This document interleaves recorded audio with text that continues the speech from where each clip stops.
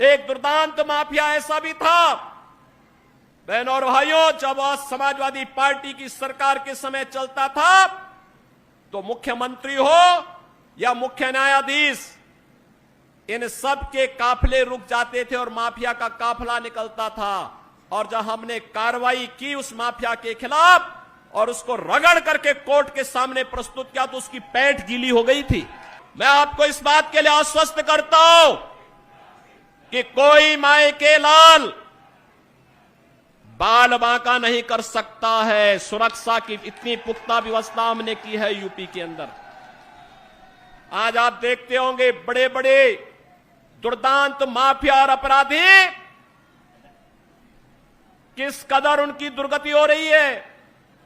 आप देख रहे होंगे जिनके नाम से ही लोग कर्फ्यू जैसा माहौल होता था, आज उनकी दुर्गति क्या है हर व्यक्ति देख रहा है। इन माफिया और अपराधियों की स्थिति क्या है आप रोज सोशल मीडिया के प्लेटफॉर्म को उठा करके देखते होंगे। एक दुर्दांत माफिया ऐसा भी था, बहनों और भाइयों, जब वह समाजवादी पार्टी की सरकार के समय चलता था तो मुख्यमंत्री हो या मुख्य न्यायाधीश, इन सब के काफिले रुक जाते थे और माफिया का काफिला निकलता था। और जब हमने कार्रवाई की उस माफिया के खिलाफ और उसको रगड़ करके कोर्ट के सामने प्रस्तुत किया तो उसकी पैंट गीली हो गई थी। उसकी पैंट गीली हो गई थी।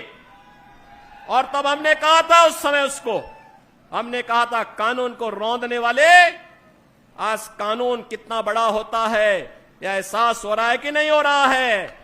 और निर्दोष लोगों को मारोगे तो मिट्टी भी नहीं मिल पाएगी। और बहनों और भाइयों, इसीलिए मैं आया हूं आपसे कहने के लिए,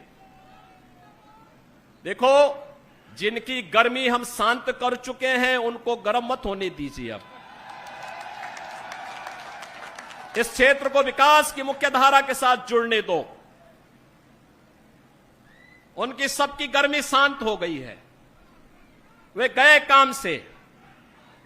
और इसीलिए मैं आप सबसे अपील करने के लिए आया हूं कि पूरे देश की एक आवाज है, पूरा देश एक ही स्वर में बोल रहा है।